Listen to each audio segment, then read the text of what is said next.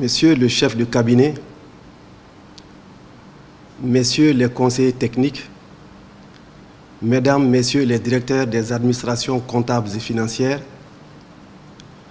Mesdames, Messieurs les directeurs des finances et du matériel, je voudrais tout d'abord vous remercier pour votre présence et votre participation à la présente rencontre.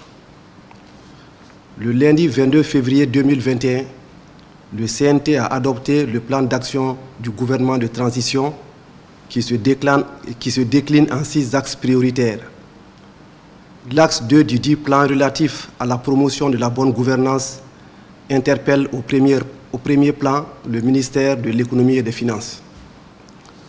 Aussi, au démarrage de la mise en œuvre effective de la loi de finances 2021 et prenant les observations, conclusions et recommandations des structures de contrôle interne et externe de la gestion des finances publiques, cette rencontre des différents acteurs de la chaîne des dépenses publiques, la première du genre, est initiée pour échanger sur les voies et moyens à explorer afin de consolider les acquis relevés et d'apporter les solutions concrètes et pratiques aux différents dysfonctionnements.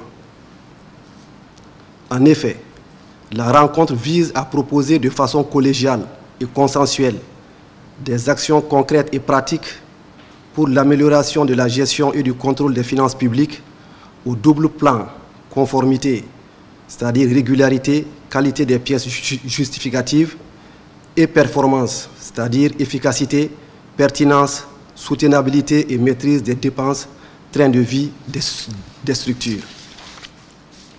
Chers participants, il vous revient au cours de vos travaux d'identifier les mesures concrètes pour consolider le dialogue de gestion, l'esprit d'équipe et de complémentarité entre les structures, sans préjudice des responsabilités individuelles découlant des attributions respectives.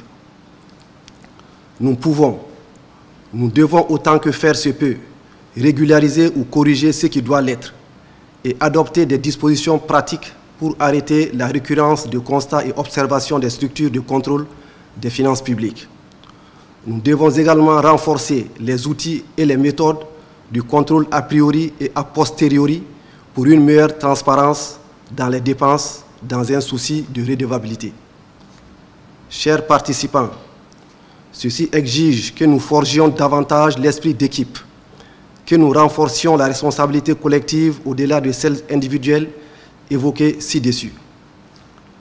Pour ma part, je puis vous assurer de mon engagement à vous fournir l'accompagnement, l'assistance et la supervision nécessaires à l'accomplissement de vos missions respectives.